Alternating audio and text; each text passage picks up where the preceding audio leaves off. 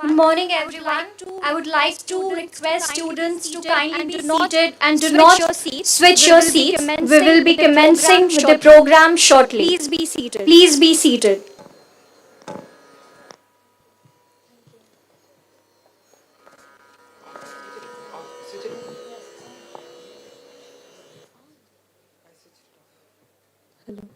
Hello.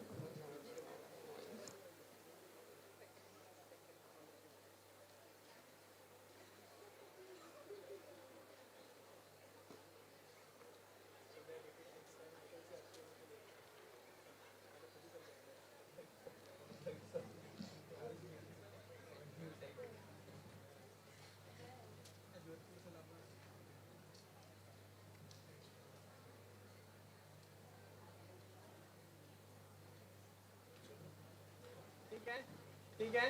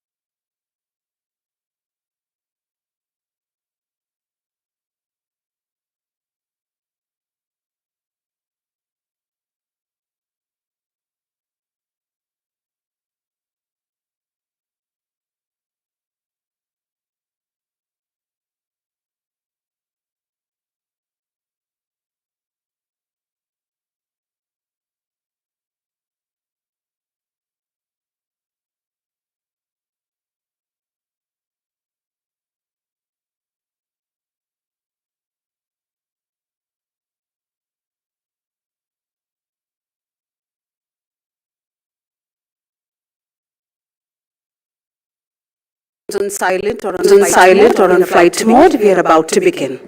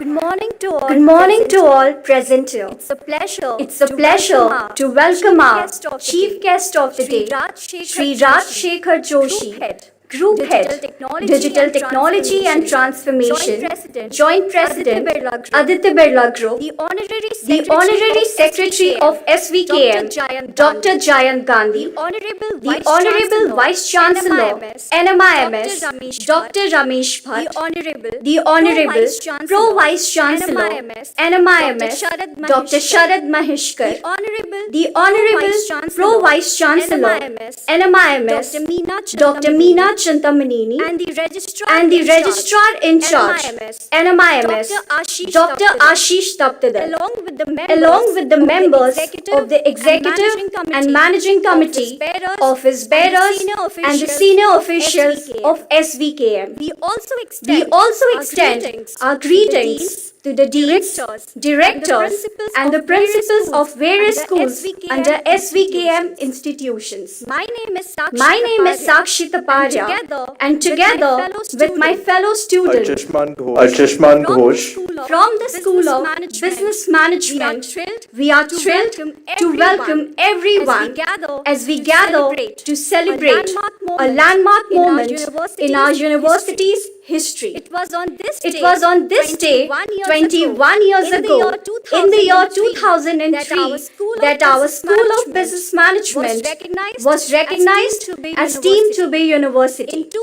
In 2007, we achieved permanent status, and since then, we have been on an upward trajectory of consistent growth and inclusive education. Starting as a modest business school, we have transformed into a multidisciplinary university encompassing 17 schools in Mumbai and 8 off-campus locations. Today, we are here to celebrate the 21st University Day, marking our progress and enduring heritage. Let's give a hearty round of applause in appreciation of our journey.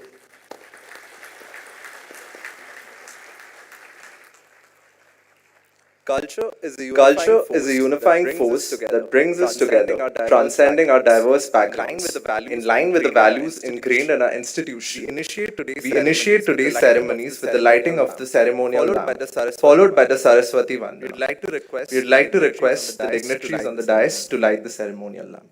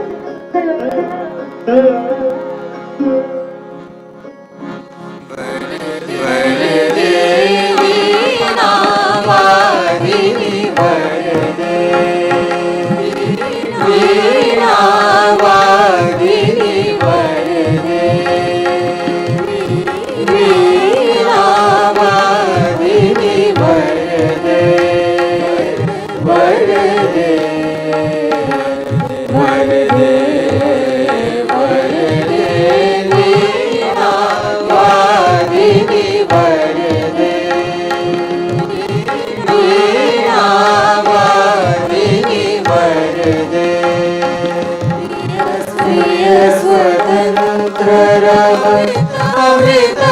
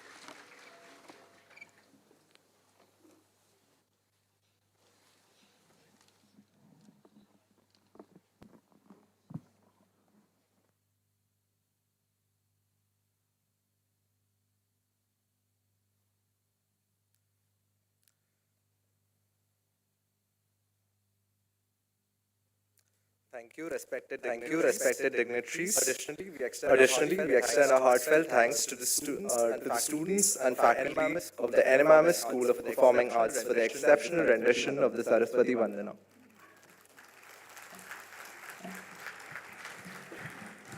Each institution is unique with its own set of values and ethos. An anthem reflects these ideals. So I invite everyone to stand and join us in honoring our NMIMS anthem, a symbol of our unity and shared values.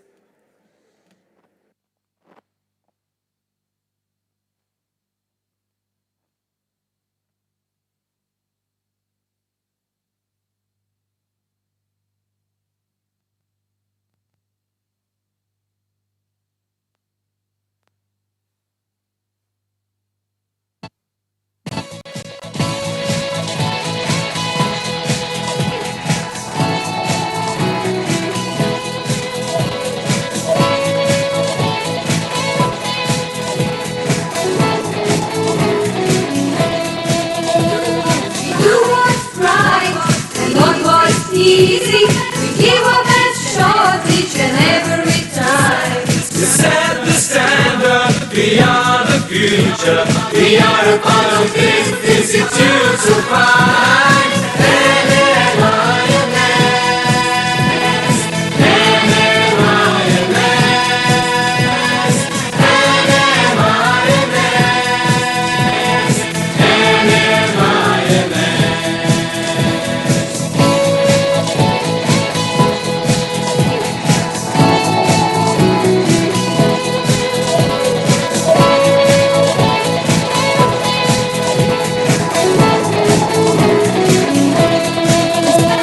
Respect the past, create the future, transcend horizons, however far. We have what it takes to make a great team. At NMIMS, each one is a star.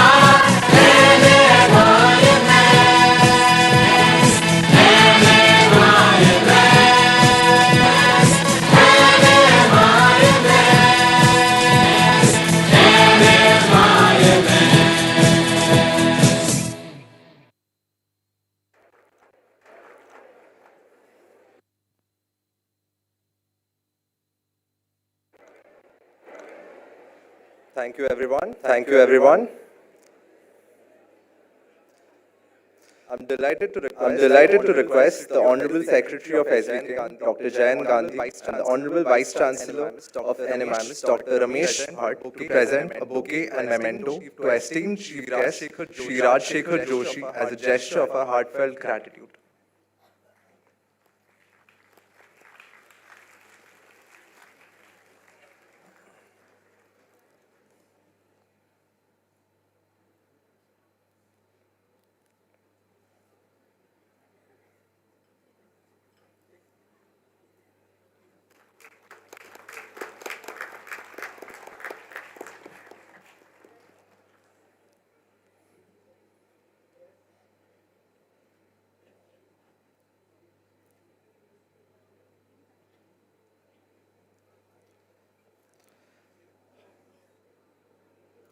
Thank you, sir. Thank you, sir.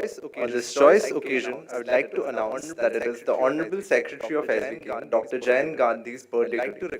I'd like to request.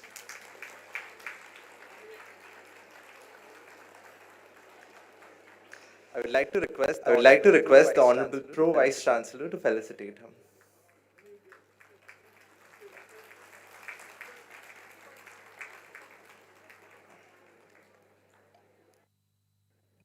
We wish you a very happy birthday, sir.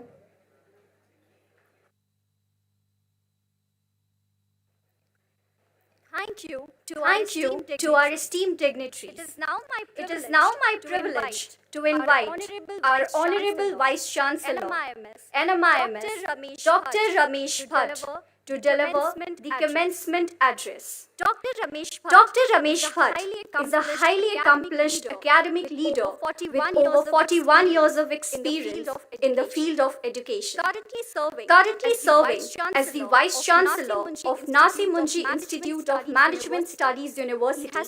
He has also held notable positions at IIM Ahmedabad and as a visiting faculty member at prestigious institutions such as University of North Carolina at Chapel Hill, ISP Hyderabad, and IIM Udaipur. In addition to his academic roles, Dr. Bhatt has also served as a board member for various esteemed companies, including the Corporation Bank, BEML, ITI Limited, and National Small Industries Corporation.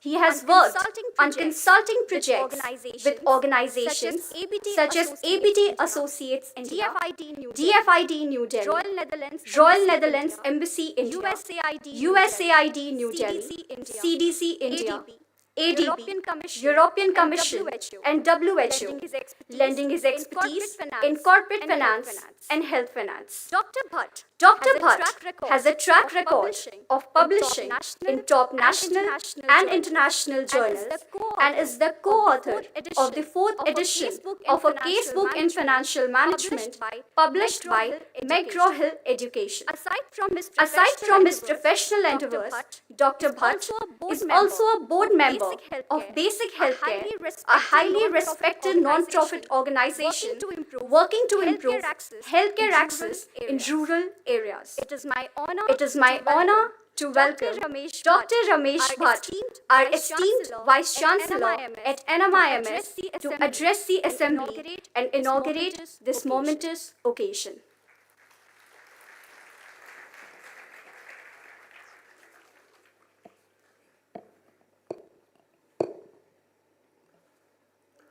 Well, very good morning to all of you. Our chief guest of the day, Mr. Shekhar Joshi ji. Welcome to the NIMMS. Dr. Jayant Gandhi, our honorary secretary.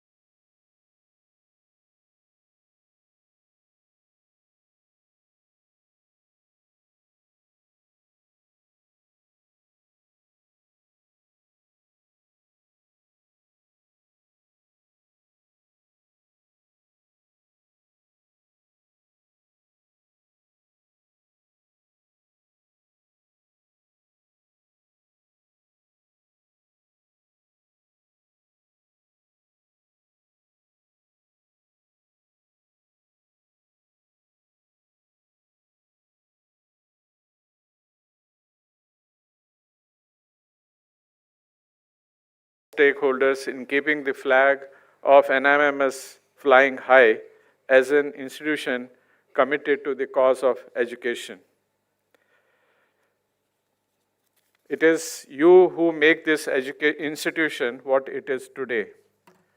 Well, in many senses, the birth of the Narasimhanji Institute of Management Study is a fascinating story. What started as small education initiative in 1934, NMIMS has emerged today as a globally reputed university. Always socially conscious, Shri Vile Parle Kelwani Mandal made the decision to cater to the rising demand for education in the country in 1930s. Some members of the society in 1930s felt the need for education and worked with dedication and vision to create a network of academic institutions. Shri Vile Parle Kelwani Mandal, the word Kelwani, I'm not sure if I'm pronouncing it correctly, but I'm told that it has no equivalent word in English language. It is something like Kelwani.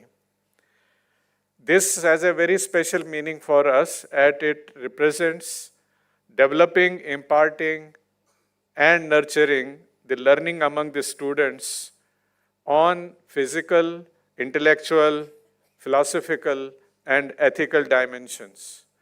So it encompasses a whole word of, I think, what the education stands for. And in recent times, SVKM institutions have intensively used the technology to strengthen the learning ecosystem and focus on what we popularly know as the CASH approach of education: knowledge, attitudes, skills, and habits. Well, NIMMS was originally established in 1981. It began humbly by offering a full-time master's program in management studies with 4 full-time faculty members and intake of 40 students. And it was at above Baidas Hall. Today we are a proud family of more than 800 faculty members, more than 1,000 staff members, delivering a learning experience to more than 30,000 full-time students. University status in 2003 as a deemed to be university status as we came into existence on this day. We started the PhD program in 2004. And I'm very proud to say that this year we have expanded the PhD program to 9 schools of the university. We also achieved many accolades and achievements, primarily in terms of our accreditations. To begin with, NAC A+ Category 1 status, which is accorded to only 26 universities in India. And in India, there are 1,040 universities today. And we are one of the universities which has got the graded autonomy status, which is accorded to 26 universities.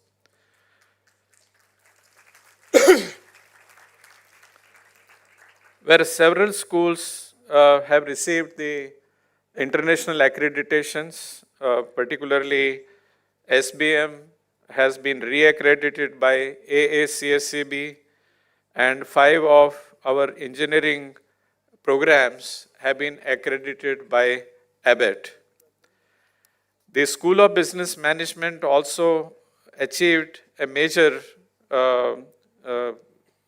award in terms of getting a rank of 83 in the Financial Times Management Program category, Masters in Management category, among the top 100 institutions on the globe.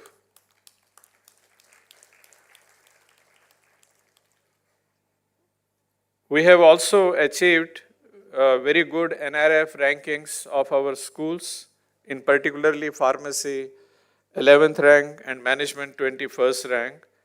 And our schools of commerce, economics, technology have been ranked very high among the emerging schools in India, and also achieved highest rank in the main category of the programs. Today, the university is a multidisciplinary, multicentric university, and it gives us a lot of opportunities to leverage our knowledge, research, and create some excellence in the teaching. We are spread across 10 regions, and we have today 17 schools and many research centers which help us to take the agenda of the learning and cash forward.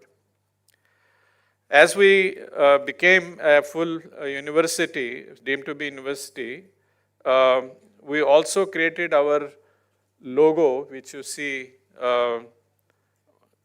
just near the SVKM NMMS deemed to be university. This logo represents, I think, many important dimensions of our ethos, our culture, and our values. If you closely look at the logo, you see an elephant shape, which is the largest land mammal, and it's always admired for the wisdom, knowledge, strength, and loyalty. The black bands on the other side, these represent the books, which is the knowledge which we nurture, which we develop, which we impart to our learning students. Red quadrant denotes the passion with which we do our activities. And at the bottom you see the laurel wreath, which shows our achievements, as I mentioned, the achievements in terms of our rankings and our accreditations. Well, at NMMS, we aim to create a fusion of knowledge and innovations that meets with the vibrancy and diversity of India. The university is continuously driving its excellence in teaching, research, and meeting the aspirations of all our stakeholders. We have chartered our excellence in many ways and set many examples of creating excellence in teaching learning ecosystem, research, and what we do today. With all the strengths and the experience we have gained over the years, we are standing on a firm roots and a solid foundation and capable of handling the challenges we face in the coming times. Getting an education and imparting learning at the NIMS University has been the most satisfying experience for many of us. I am proud that we all work together, support each other, and wherever needed, engage in problem solving and coming up with the innovative solutions to deal with the challenges effectively. The testimony of that fact is that during the major disruption which we faced a few years back, we ensured the continuity of our education programs, not only in terms of the results, but also in terms of the placements and in terms of the new admissions. I think we are one of the very few universities where the delay in the results or placements has been almost negligible. We continue to excel in our teamwork approach and have a very high level of commitment.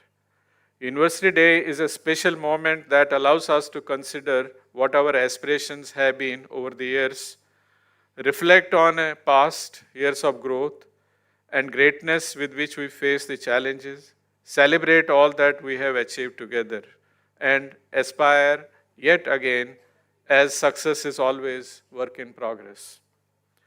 On this day, we fondly narrate our achievements and our future aspirations. I mentioned the SBM ranking of 83 among the top 100 business schools globally in the Financial Times Masters in Management ranking 2022 and 2023. NIMS Research Productivity Index has shown a significant increase from 58 to 71 in the H index during 23. School-based research regular seminars have gained strength, and our goal to take the research productivity index to 2 by the end of the 24 is now a realistic goal to achieve. 9 of our faculty members were featured in the list of top 2% scientists in the world, and I would like to say their names here to acknowledge their contribution towards the research and making us proud.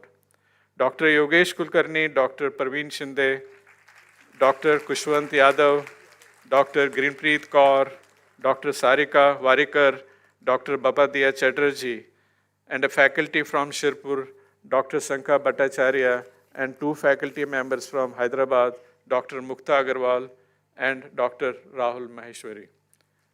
Big applaud for their great achievement. I would also like to mention the pharmacy faculty Dr. Kavita Singh research article which was published in the prestigious journal called Science, which has an impact factor of 63.88.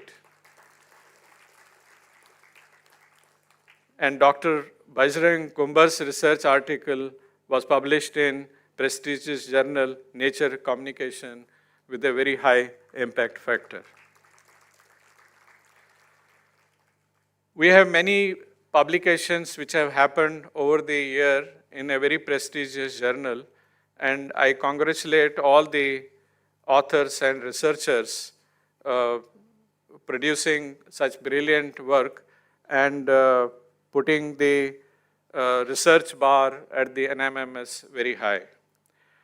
Our programs of School of Commerce, which has been always ranked in 1 and 2, our program of School of Economics, which has been always ranked top in the emerging institutions, our programs of MPSTME, School of Law, continue to be ranked high among the emerging institutions. We must remember here, our schools are very young as compared to the schools who have 40, 50 years of existence. So they are doing very commendable job, and I am sure that in times to come, they are going to rank very high in India.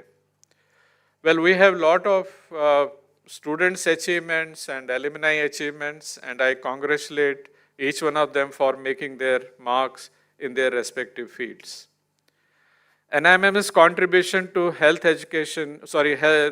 education in India is significant. We have seen significant growth in higher education space. In India, we have huge demands and aspirations to meet. NIMMS University is committed and aims to meet this goal and aspirations of millions of students with full enthusiasm. NIMMS is a forward-looking university that is responsive to providing learning experience of par excellence. Our learning approach is embedded in our AOL process and outcome-based education systems. Our approach focuses on critical thinking and problem-solving approaches, and we are all inclusive in our outlook. Our multi-campus program coordinations, MPC process we call as an abbreviated way, it has ensured the quality of our programs and ensured that we are consistent in our curriculum, in our pedagogy, in our delivery, in our examinations and evaluations and assessments, and finally leading to consistency in our outcomes. Well, faculty launch every 4th Thursday at 4 p.m. continue to deliberate on our 4 building blocks and on very important matters to strengthen the teaching learning ecosystem. And I thank schools and faculty colleagues who come and join this faculty launch on 4th Thursday at 4 p.m. to discuss, debate, and articulate their viewpoints. The AOL process across the university and multi-campus program coordination is taking firm roots. The efforts on MPC, which started, I think, 1 year back, it has started bearing good fruits towards ensuring consistency in what we do in academic delivery, in our curriculums, in our evaluations. We have also recently started looking at more intensely on the student activities, particularly through the concept of out-of-class academic collaboration, which we call OCAC effort, which is going to get promoted at institution level, faculty level, at student level. And we are making it sure that in times to come it gets integrated in our academic process to strengthen the learning. Our assessments and evaluations are fair, transparent, and timely. The examination department ensures we announce our results on time, and meet the highest level of standards of assurance. The examination department has digitized most of its operations, particularly using the Power BI and lot of IT technology, and has taken the process to new heights.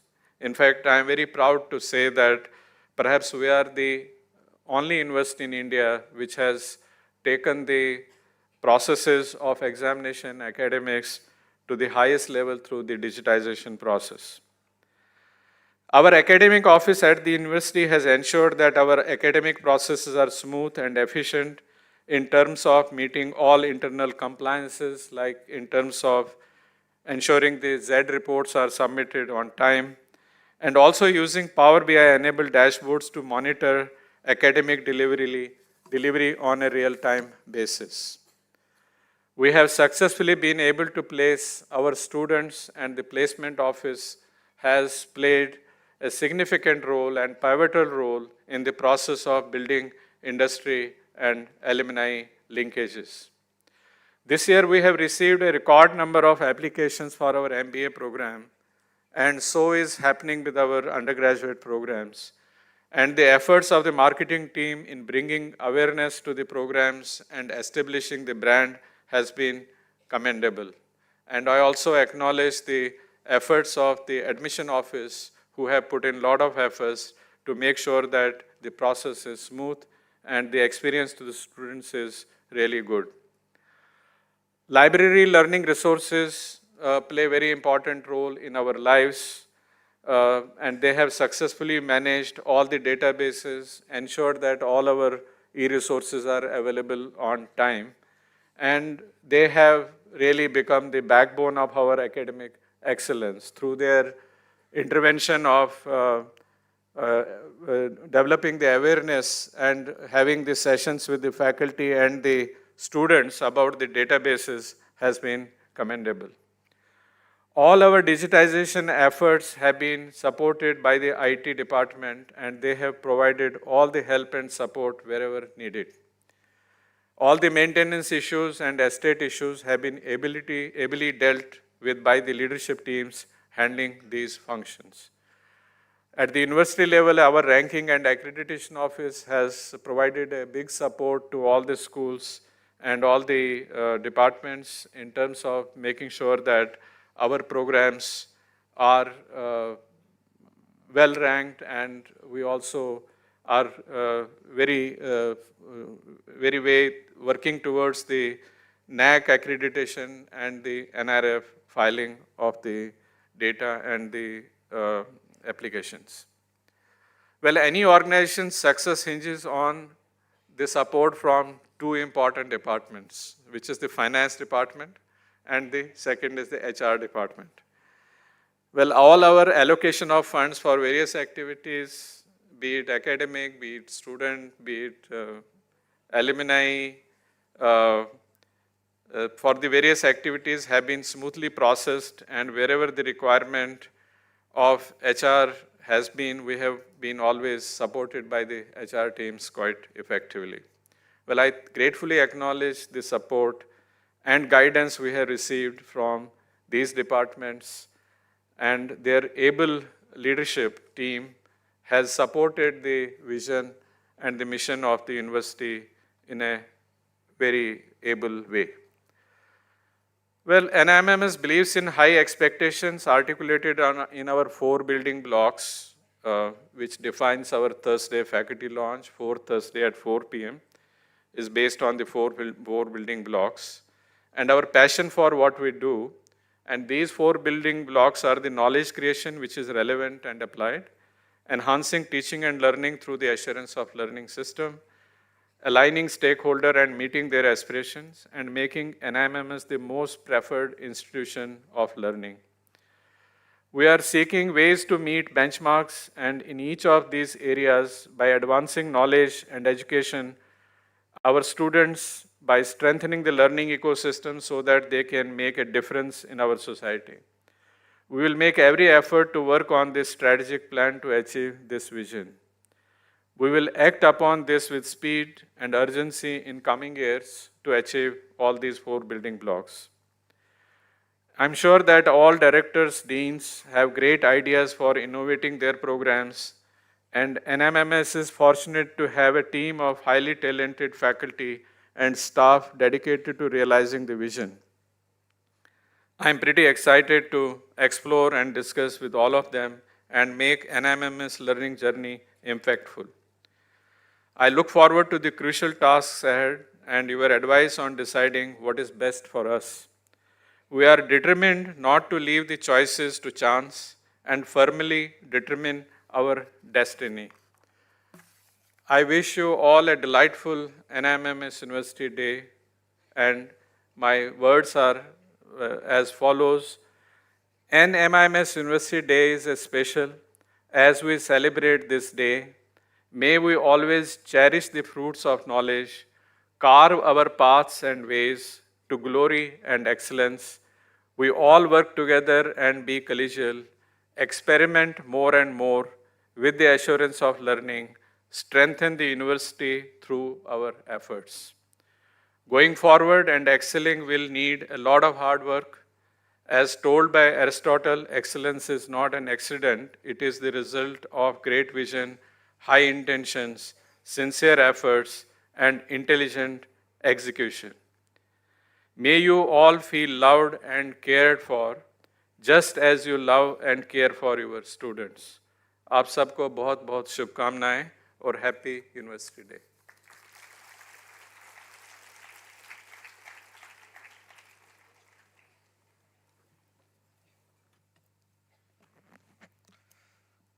Thank you, sir, for your enlightening words that will undoubtedly guide the aspiring minds in the audience. The We Care Civic Engagement Internship, launched in 2010, develops an immersive experience in building perspectives and competencies in applying management tools to address societal challenges. It augurs their potential and optimism to build an inclusive and sustainable global economy. For the full-time MBA core and full-time MBA HR batch 2022-2024, the internship was scheduled between January 30 and February 22, 2023. In all, 670 students interned with 272 development organizations located in 161 cities across 21 states and 4 union territories of India. 2 students were placed with the social startups nurtured by the University of Liberal Arts, Bangladesh in Dhaka. The Jasani Center of Social Entrepreneurship and Sustainability Management is pleased to release the We Care Civic Engagement Internship Annual Report 2022-2023. The report, authored by Ms. Anjalika Gujar and Dr. Meena Galiara, highlights that cumulatively students contributed 87,880 person-hours to the social sector. Students undertook projects aligned with Sustainable Development Goals. Prominent among those were SDG 4, Quality Education at 71%, SDG 3, Good Health and Well-being at 49%, and SDG 8, Decent Work and Economic Growth at 40%. In all, 92% of our students expressed a high level of satisfaction with the internship experience, and 91% of internship organizations expressed a high level of satisfaction with the interns' contribution and conduct. The experiential learning through the We Care Civic Engagement Internship has been a game changer in igniting feelings of developing an inclusive approach to transforming the lives of the vulnerable population. Students used their design thinking skills to create innovative strategies to address a few management issues faced by the NGOs. We hope that as we advance, some of our students will significantly contribute to creating an inclusive and sustainable world. In the dynamic landscape of academia and business, the NMIMS Management Review stands as a beacon of intellectual exploration and knowledge dissemination. This distinguished journal, now listed in Cabell's International, epitomizes a commitment to excellence in research and the evolution of contemporary business and management practices. Through its multifaceted objectives, the journal not only fosters thought and research, but also serves as a vital platform for the diffusion of intriguing ideas and insights among scholars and practitioners alike. Covering an extensive scope from accounting to sustainability, the NMIMS Management Review embraces a diversity of research approaches, ensuring a comprehensive exploration of the intricate facets of our ever-evolving world. What sets this journal apart is its rigorous peer review process, a testament to the commitment to maintaining the highest standards of academic integrity. The meticulous double-blind reviews, coupled with a timely decision-making process, ensure that only the most original and impactful contributions find their way into its pages. Published quarterly with special issues addressing specific topics, the journal not only captures the pulse of the current business environment, but also anticipates future trends and challenges. Today, we have the privilege of delving deeper into the essence of NMIMS Management Review. BSSA Reviews is the official newsletter of the Balwant Seth School of Architecture at SVKM's NMIMS University. It documents, collates, and reflects upon a representation of the work through the previous semester at school. Curricular and co-curricular activities are archived in the process, and we can evaluate the teaching-learning journey at the school. It is to periodically sample the work at the school in the form of sharing ideas and experiments, discussing highlights and achievement, as well as everyday pedagogic struggles and joy. The newsletter is not to feature the best achievements, but to pick up representative work and generate a discussion and share not only among students and staff at the school and the university, but also reach out to families of students and the professional fraternity at large as far as possible. I now have the pleasure of inviting Dr. Satish Khadjar, Dr. Mayank Joshi, Dr. Kaivan Mehta, and Ms. Anjalika Gujar, and Dr. Mayank Joshi to the stage for unveiling of the university publications.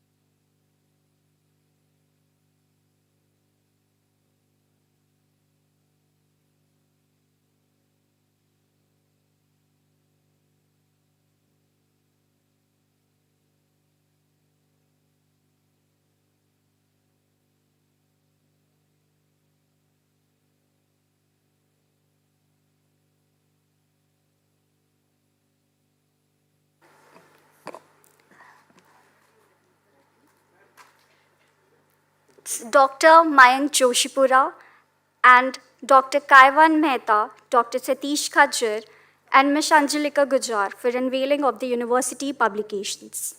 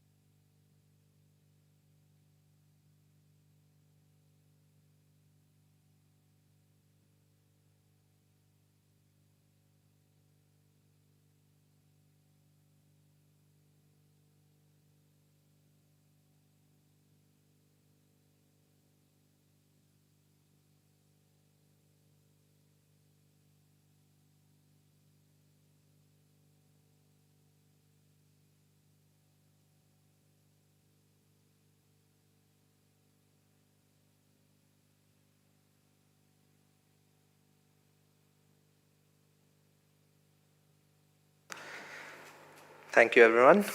It is widely acknowledged that the administrative and support staff form the cornerstone of any institution. Their unwavering commitment is essential for the seamless operation of our services. To honor their priceless contributions, we invite our esteemed Pro Vice Chancellor, Dr. Sharad Maheshkar, to announce the awards, and the Honorable Secretary of SVKM, Dr. Jayan Gandhi, to distribute them in recognition of their invaluable efforts.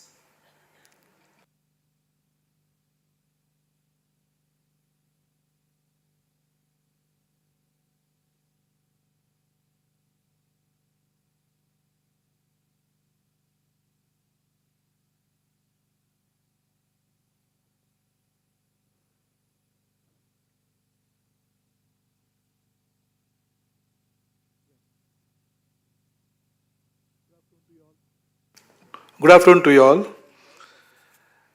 I would like to inform our chief guest, Sri SHRI Joshi, that on every University Day, NMIMS announces awards for staff in recognition of their work as well as their unflinching loyalty. I request our Honorable Vice Chancellor, Dr. Ramesh Bhatt, and our chief guest to also join Dr. Gandhi for giving away the awards. First, I have the pleasant task of announcing awards in recognition of 25 years of service at NMIMS. It's really a long time of 25 years, and we need to acknowledge their unflinching loyalty at NMIMS. First, I'll announce the awards for 25 years of service. Mr. Ulas Vakchore from the Administration Department.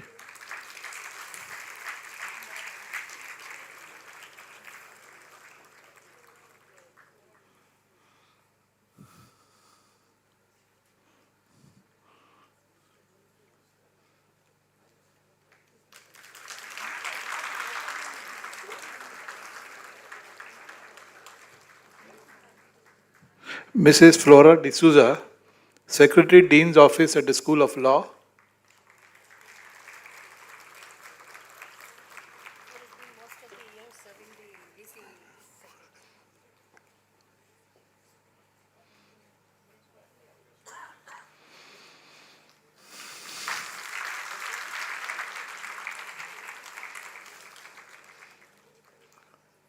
Thank you.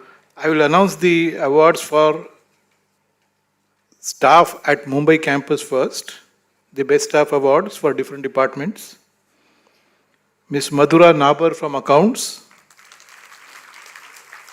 Ms. Samruddhi Rane from Admissions,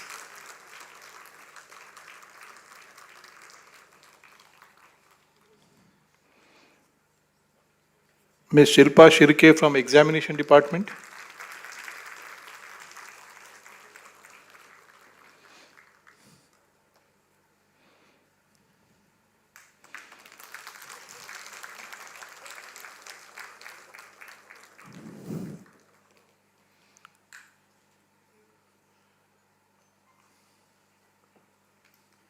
Pradnya Haran from Human Resources Department, HR Department,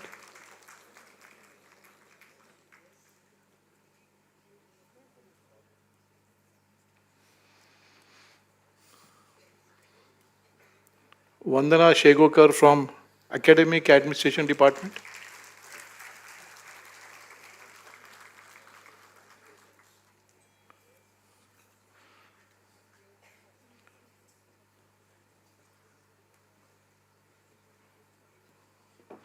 followed by Kanchan Sardesai from Administration Department,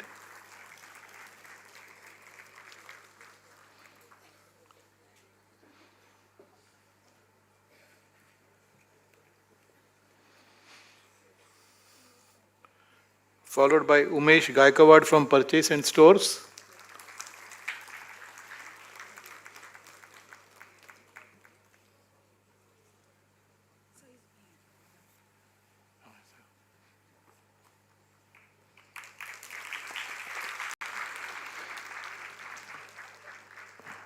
followed by Rachana Vichare from Marketing and PR Department,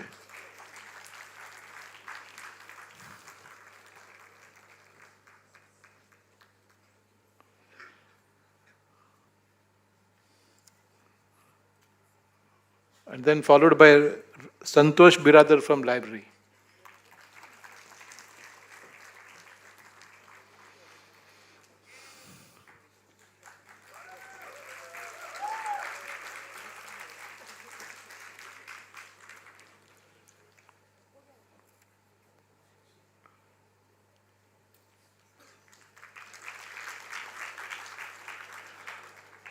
I'll now announce recognition in the form of a certificate of appreciation for Mumbai campus. Shamal Makwan, accounts, followed by Candida D'Souza from admission department.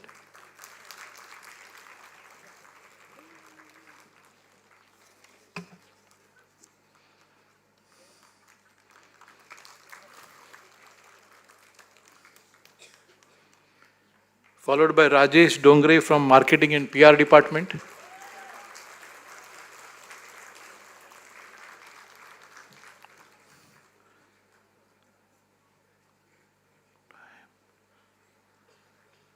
He'll be followed by Rupali Patkar from the examination department.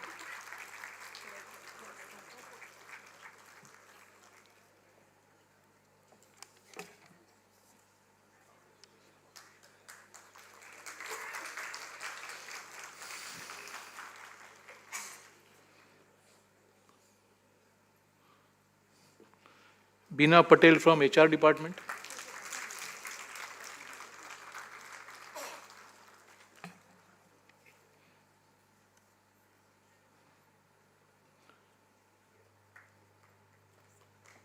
Followed by Akshada Mathur from academic admin department.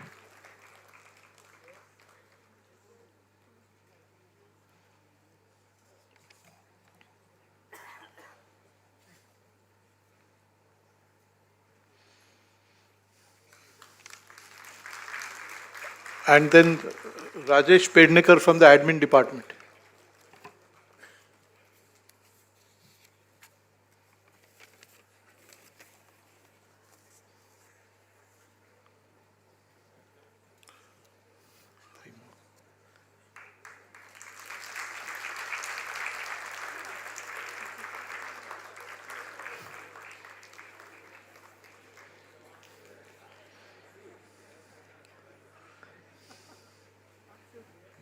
Good.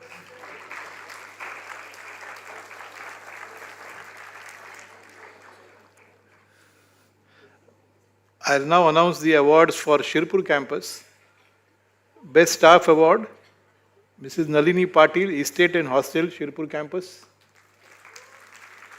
Followed by Praveen Rajput, who is from the Estate and Hostel Department, Shirpur campus.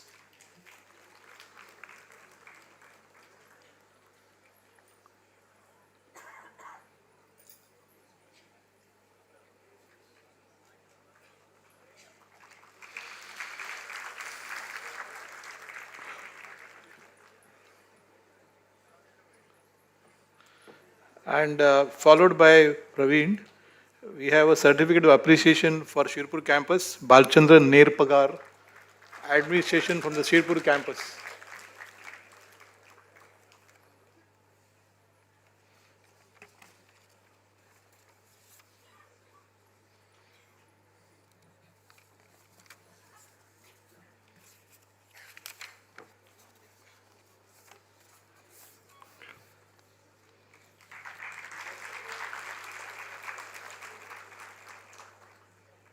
Thank you.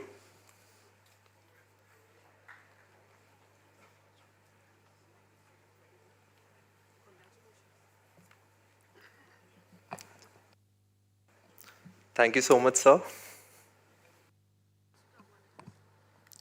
It is my honor to introduce our esteemed chief guest, Shri Raj Shekhar Joshi, whose illustrious career embodies the ethos of the quote by Steve Jobs, "The only way to do great work is to love what you do."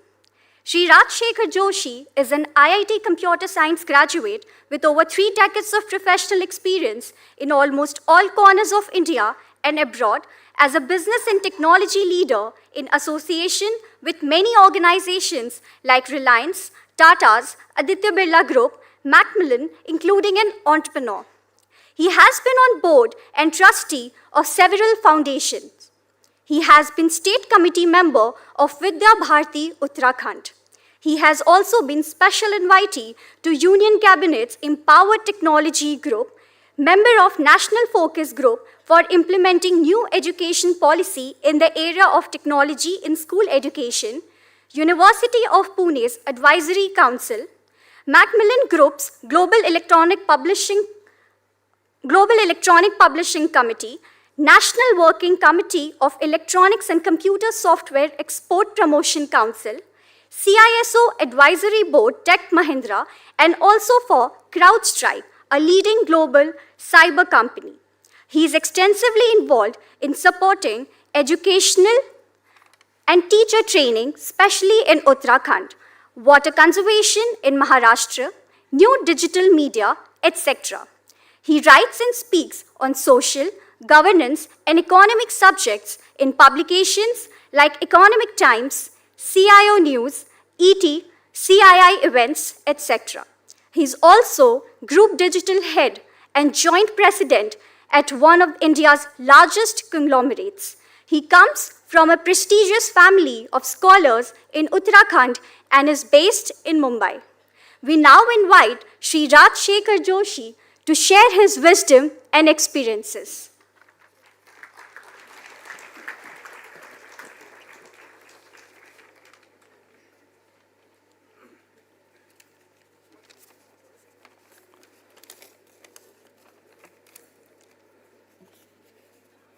Namaskar and good morning to you all. With me, I must acknowledge the distinguished presence of Shri Gandhiji on the stage, Secretary to SVKM,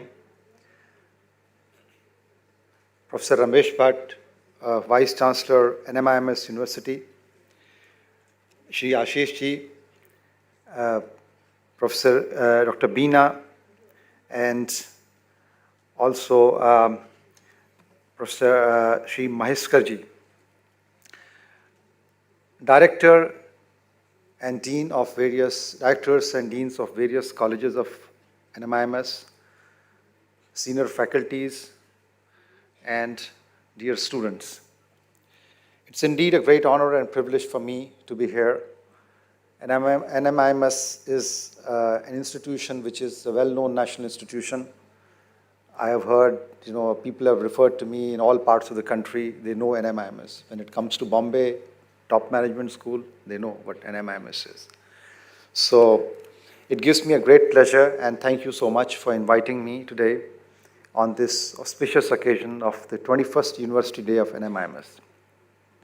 I remember coming here 10 years back when I was doing campus interviews. I selected few students from here, and I must say some of them have been brilliantly serving the Aditya Birla Group today itself, still till today, as well as they have moved to other organizations, but they carry the relationships. So it's always been a very, whenever I think of NMIMS as an institution which provides really very effective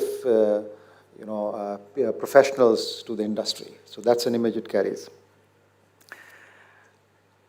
Academic world has been very close to me since my childhood, as I belong to a family of scholars, as well as over the years in various forms, and especially to the cause of education, whether it is working on the new education policy or essentially or also in my home state where I'm extensively involved in cause of education.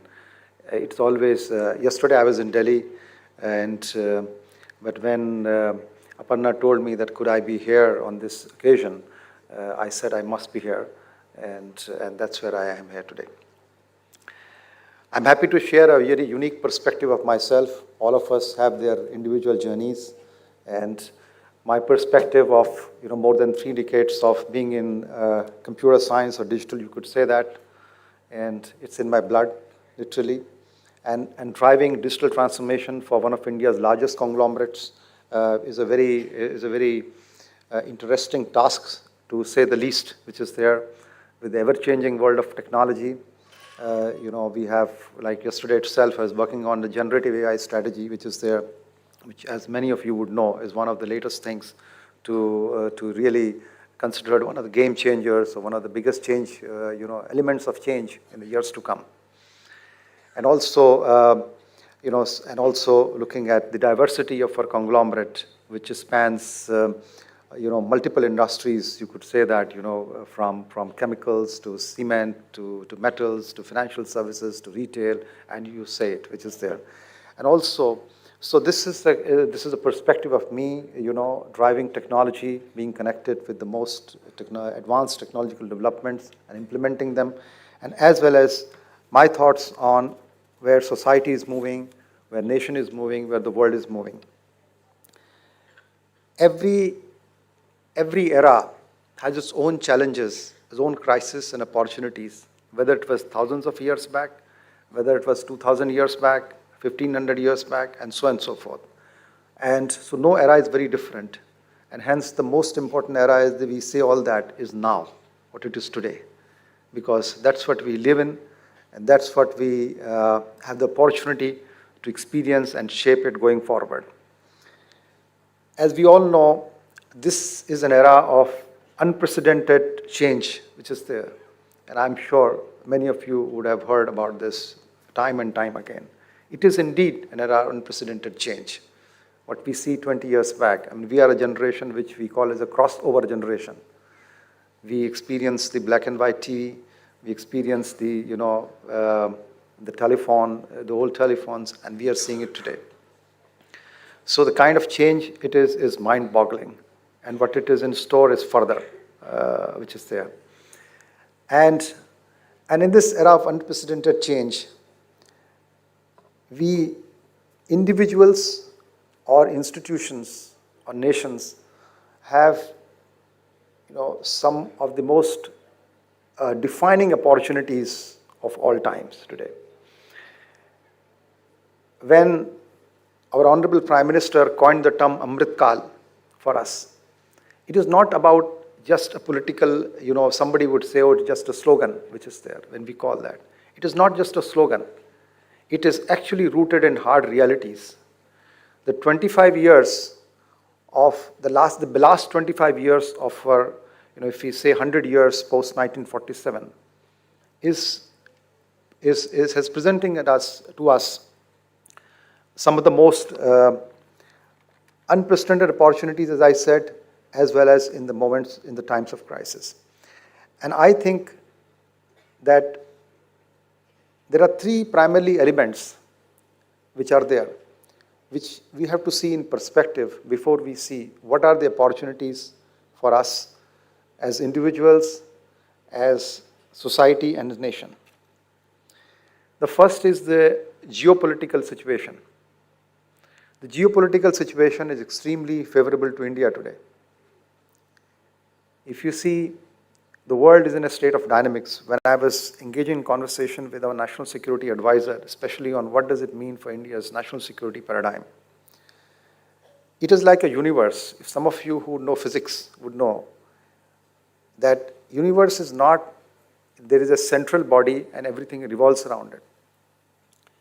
There are multiple celestial bodies, and they all have attraction towards each other. And they all have their speed, their volume, their size, and so on and so forth. And it is the balance of forces of this attraction which holds this universe. The same thing is out here. From a bipolar world to a unipolar world, we are in a multipolar world. And that gives great opportunity to countries like India, who are geographically well suited in terms of where we stand in in a confluence of global South and North. One of the United States is definitely firing on full cylinders, as we know. China has been in a bit of a mess recently, which is there because of some, I would say, ill-designed policies and the instability of the internal structure, which is there. But that's where democracy plays a very big role. Democracy, with all its flaws, still remains the best system because it balances itself in many ways, which is there. The European Union is got old now literally, which is there. And so countries like India are in a very remarkable situation. In the next 20 years or so, India would add more than 25% to 100 million of the world's productive population, which is there, while China would lose the same number in this period. Now, it is a great opportunity. China, because of its one-child policy being implemented severely at one time, now it is a stage where people are getting older, because we will get old, and the new kids are not coming at that rate. Of course, they are now trying very hard to incentivize people to have more children, but it is never easy. It's a generational game. So they're going to lose productive workforce. We are at a stage where we're going to provide the maximum number and a significant number of productive workforce in the next 20 years. Now that gives a great opportunity, but it's a small window of opportunity. As we say that we should become rich before we become old. Otherwise, we will also become an old nation, because our net birth rates are also very low today. So what we are doing in terms of momentum, if we do not seize the moment in 20 years, we would become an old nation with smaller number of young productive people and a large number of people relatively to support, which is there. Of course, lifespans are increasing, people are more productive into the old age also, but the dynamics will not work in our favor. So in this geopolitical world, and that's what you are seeing really, when India could host the G20 summit quite successfully and produce a consensus, which eluded in the last Bali summit, which is there. And this is all the reflection of geopolitical times. So that is one factor which I would say is greatly in our favor. And it means a lot to individuals also, I'll come to it. The second one is the institutional changes and the structural reforms and the infrastructural investments done in our nation in the last few years.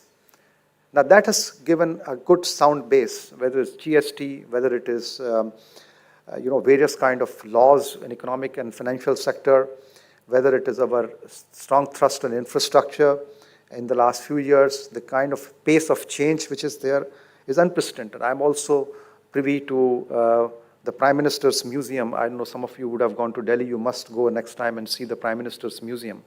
And we are building the Modi Gallery right now, which is going to be unveiled by the President in a couple of days from now. When we were conceptualizing and we were working on that, we could see we could summarize the kind of progress which has been made in the last few years, and the balance which has been spread is immense. Recently, we passed the laws of CRPC, IPC, and so on and so forth. Many of you may not have noticed it, but I can tell you the kind of impact it will have on society is immense, because these are the laws which govern how society works. The Criminal Procedure Code, the Indian Penal Code, and so on and so forth. Because the rule of the law, and how do you handle legal cases? What are the kind of timelines to be set up that the case has to be solved? The verdicts have to be given. Now, these are unprecedented changes. I think if some of you who are interested, you must go deep into it. It will. When GST was there, people were saying, oh, it's going to be a problem and XYG. But that's now we have laid the foundation. We are one of the most fiscally disciplined country in the world today. And in terms of our current account deficits, our rate of growth, and so on and so forth, it's not for nothing. It has come out of a lot of hard work, which is there. So I think the institutional structures which have been made, and the kind of changes which have been made and still being made are laying a solid foundation, if I have to say the least, which is there. So the first point I said was the geopolitical situation. The second which I said was the institutional structures and bases which have been made in the last few years. That makes us. And the third, and I think possibly a very enduring factor, is our spiritual and cultural legacy. And that is something which we must deeply ponder on. Our spiritual and cultural legacy goes back, as we know, since time immemorial. And I will not go into that we were flying planes or we were having atom bombs, which is there. That's not I'll go for, because somebody would say it's all figment of imagination possibly. But I'm talking of hard facts. The fact that the grammar which was propounded by Panini 2,500 years back, if you see the formula, I'm a student of computer science. It has very clear structure in terms of what are the variables and algorithms. So the kind of structure which Panini could think of at that time Maharishi Panini could think of, that the language should be constructed, the grammar should be constructed in a logical way, with variables and algorithms. That's the structure it has. Now, this structure English language did not have till the last 100 years back. It was done in the 20th century. So that is the base which is there. You see our educational base. Taxila was there for long back, Takshashila was there. Nalanda was formed in 500 AD, and it had a glorious history of 700 years. We must know where and it's 700 years, and it had 7,000 students who had their own rooms at that time. And this is all written history and archaeology. And it was burning in 1200, 1300 AD. The first college of Oxford, the Bailey College, came out in 1200 or so. So when Oxford was having its first college in its history, Nalanda was burning after a glorious history of 700 years. It is very important that when we go forward, that who we are, where we have come from, and what is our legacy and culture. Indian culture is not, and philosophy is not just about worshipping or, going to temples and so on and so forth. Indian spirituality is deeply rooted in action. The whole art of spirituality is how can you, because we are in this world, this will have its worldly problems. And they are bound to be there. Now, how do we negotiate and engage with them successfully is at the heart of Indian spirituality. Gita was not taught by Bhagwan Krishna in some room or in some jungle. It was taught by Bhagwan Krishna in the battlefield, in the midst of hundreds and thousands of warriors. And it is a very practical way. There can be no gory scene, there can be no tough or bloody scene than a bloody scene of a battle. And the Gita was taught right in the midst of the battle itself, which is there. So that's our spiritual tradition. I can go on and on. There are so many examples, practical, which are there. And that's where when clearly said, when Shankaracharya said that the world is not troubling you. The world has its own troubles. It is your mind which is troubled. And therefore it is looking at it. When Bhagwan Buddha said that the suffering is two arrows. There is an arrow which the world throws at you. You cannot do anything about it. And there is another arrow which comes out of you as a reaction. So there are two arrows which are there. And therefore, the first one is not in your control. The second one is in your control. Now, all of these things we hear today also nowadays from spiritual advisors, spiritual learnings or new age gurus. But this has all been there for thousands of years in India. The great traditions of philosophy. The great traditions of philosophy which were there since till when Buddha was there, the 1,000 years of philosophical of Veda and thousands of years of Veda and Upanishads. Then the further 1,000 of years when Buddha came, and Buddha had his clear thoughts of philosophy. And there was a 1,000-year debate between Buddha and the other beliefs, the Sanatana beliefs at that time. And such an interesting one, which is there. When Buddha produced, and then Nagarjuna was there, who produced its own version of philosophy, which went to Tibet, which Chandrakirti inferred in his own way. And it confronted 16 schools in Buddhism, in Tibetan Buddhism, and one of the schools is what Dalai Lama follows, which is there. So it's 1,000 years of tradition of philosophy.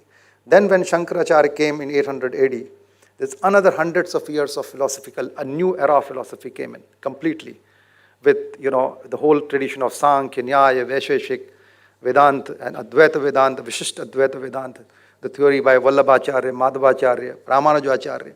It's a huge, rich tradition of philosophy which has been there. I'm just trying to put, thousands of years of knowledge in possibly a few seconds and minutes. But that's where it is. So the sum and summary, what I want to say, is that there is a very deep tradition of philosophy, our cultural legacy and spirituality which is there. You must go deep into it. And that is what is now finding its expression today. And it is inevitable it will find its expression. It is the destiny of a nation that it will find its expression today. Because it is a very, last 75 years is a small part in our thousands of years of history. It's a blip in its long history. It is bound to come back. And that's what gives us the strength. Now coming to the modern world, what it helps us, how it helps us, You can say it's all like past. It helps because, as somebody said, that our philosophy is not a shop or a product. Our philosophy is actually a supermarket. We are used to live in ambiguity. The Indian tradition is, because there are so many diverse thoughts, the spirit of inquiry, that makes us very, very, what you call as comfortable with the sense of ambiguity. And this is one of the reasons why many of the Indian CEOs succeed immensely outside India. Because our basic DNA is how to thrive in ambiguity. Our basic DNA is, and DNA you cannot forget. Today you are looking like this, but there is a DNA of your forefather some 500 years back which is expressing some way. Whether it is physical DNA or whether it is spiritual DNA. Because we have the capability, we have the inner strength to thrive in ambiguity, to thrive in chaos, to find the shades of gray. And this is a great strength because life is not black and white. Life is always gray. Shades of gray. Less gray, more gray. And therefore, it is a great opportunity for us. So when I come to these, I again recap my three statements which I said. The geopolitical situation, the structures, the institutional reforms, and so on and so forth, and the thrust on building this nation prosperous in the last few years. And third is our spiritual strength and our cultural traditions. They are immensely strong. Please do go beyond just going to temple. Yes, you must go to temple. That's not something I'm not saying, but go beyond it. Because our spirituality is rooted in action. It gives you that confidence. It gives you that energy. It gives you the feeling that you are the divine flame. You have what it needs to be. And you must be able to realize that. So this is very important. And I think on this auspicious occasion when there's a university day being celebrated today, I must try to share my inspiration with the students out here who are going to be the citizens of tomorrow, who are to negotiate the world. Because from the corporate side also, when I hire young people, what we often find is they're not able to, they may be knowing the skill, the craft. Of course, they have to learn a lot when they join after that in the practical world. But what they need often is resilience. What they need often is how to face adversity. As they say, it is not just enough to solve the problems, it's important to face the problems. So therefore, the resilience is extremely important. And the resilience comes out of spiritual strength.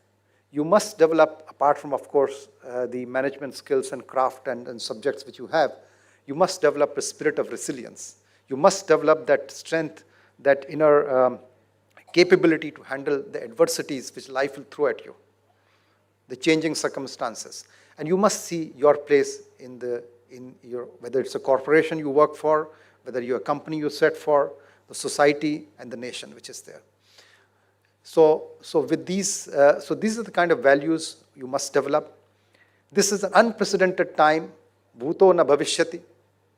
Na bhuto na bhavishyati. Because as they say, the present is the most important time. But this is really very different from what we have seen in a long, long time. So go, seize the moment. The world is a stage. You have all the knowledge and education provided by NMIMS. And you must develop the spiritual part of you also very well. Gain that strength and go and conquer the world. With these words, I'd like to summarize and conclude my speech. Thank you so much. Once again, I must thank the institution for inviting me and wish you a very, very happy University Day and beyond. Thank you so much.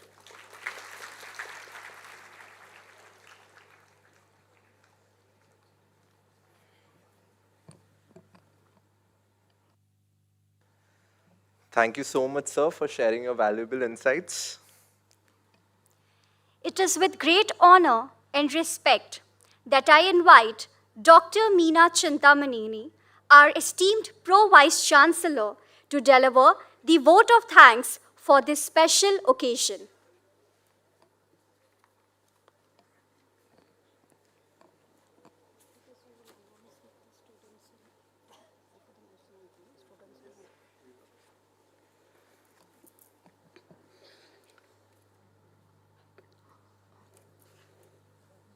Still not noon. So very good morning to all of you. The chief guest for today's function, Shri SHEKHAR Joshi, Group Head, Digital Technology and Transformation, and Joint President, Aditya Birla Group. Honorable Chancellor, Shri Amresh Bhai Patel, the Managing Committee members, Executive Committee members, Office Bearers of SVKM and Senior Officials of SVKM. Honorable Chancellor, SVKM's NMIMS, Dr. Ramesh Bhatt, Dr. Gandhi, JP Gandhi, happy birthday to you, sir. Our Secretary, SVKM, Shalin Bhai Devetia, Mentor, NMIMS, my colleagues, deans, principals, faculty colleagues, dear students, and of course the off-campus directors and the faculty members and students who are viewing us through the live streaming at their respective campuses.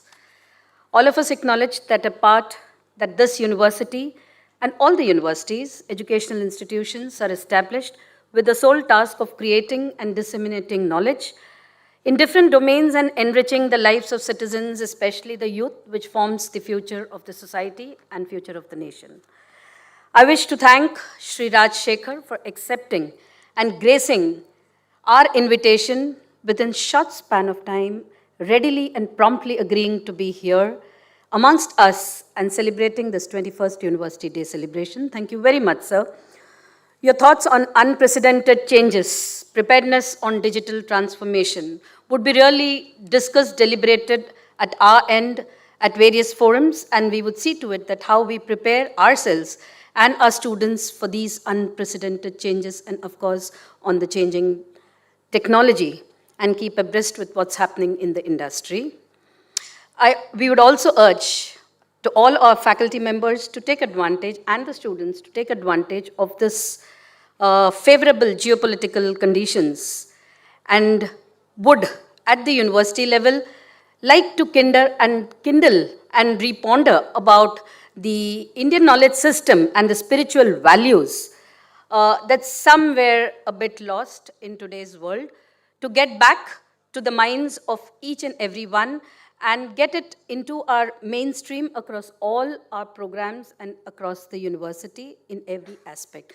Thank you very much, sir. And along all this, the emotional quotient, as you said, would definitely be strengthened amongst the youth and see to it that they become more resilient when they work under you and the corporate in the corporate industry. Thank you very much, sir. Thanks a lot for sharing your wisdom and your experience here. I wish to thank and place on record the support of the Honorable Visionary Chancellor, who has always been supportive to us and plays a very important role in the growth of the university. And Dr. JP Gandhi, who always proactively motivates us to think how better we could do at various aspects in every domain in functioning of the university. And probably if we forget, in fact, sir reminds us that how we could be better. This has really made a lot of difference in making us think how we can perform better. Thank you very much, sir, for always being there. Dr. Shalin Devetia, who couldn't be with us here today, always spends a lot of time, especially on Saturdays with us, planning and strategizing things.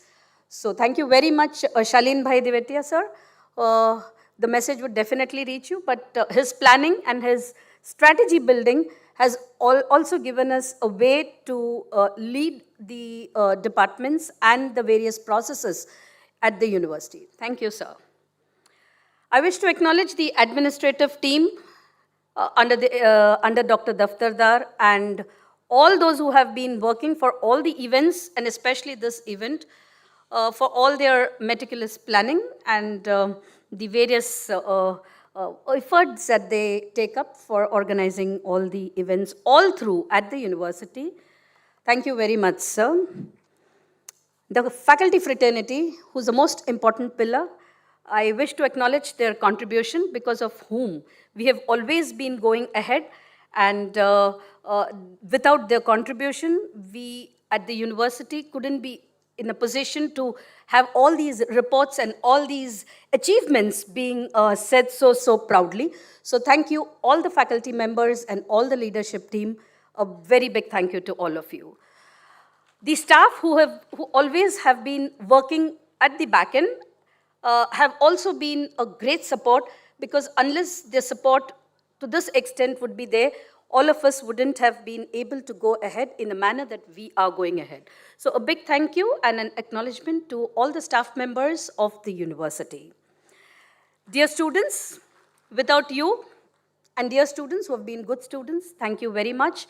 A very sincere thank you to all the students who have been able to be a part of this event today, who've been viewing us and viewing this kind of celebration, and who would be witnessing the afternoon celebration, which is especially for y'all. A very big thank you to all of you who could make it here at the university and who would be our brand ambassadors hereafter once you pass out from this university. Thanks for being with us here today. Sincere thank you to the University Student Council led by Dr. Christine, who have relentlessly put in a lot of efforts, joining all the threads and making this event very successful. I wish to acknowledge the awardees. A special congratulations to all of you for your hard work, which has been recognized, and also wish that you continue doing this exemplary work hereafter. At the end, thank you one and all who have been here. Thank you very much. Thanks.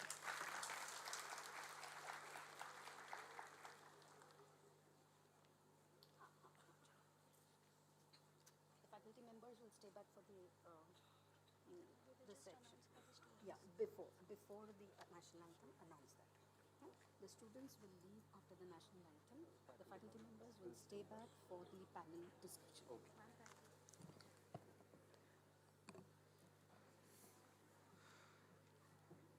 Thank you, ma'am.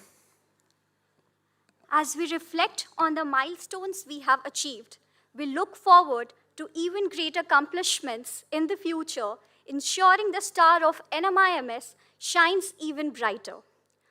We will now have the national anthem, after which we request the students to collect their lunch packages following the directions of council members for a smooth exit from the auditorium. We will have 2 panel discussions on the next segment of this joyous celebration, for which I request all the faculty members to please stay back. We now ask everyone to please rise for the national anthem.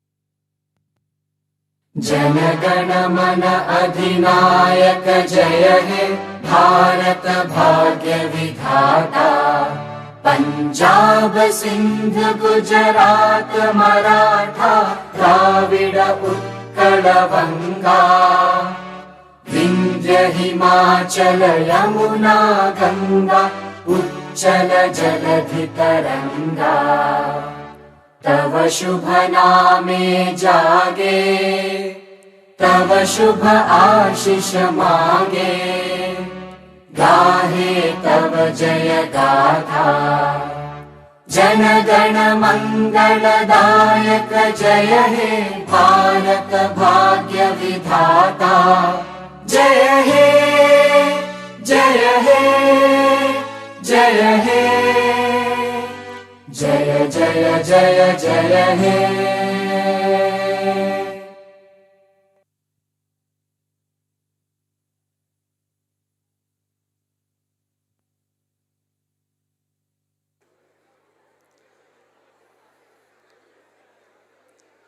We request the students to follow the instructions of the council members for a smooth exit.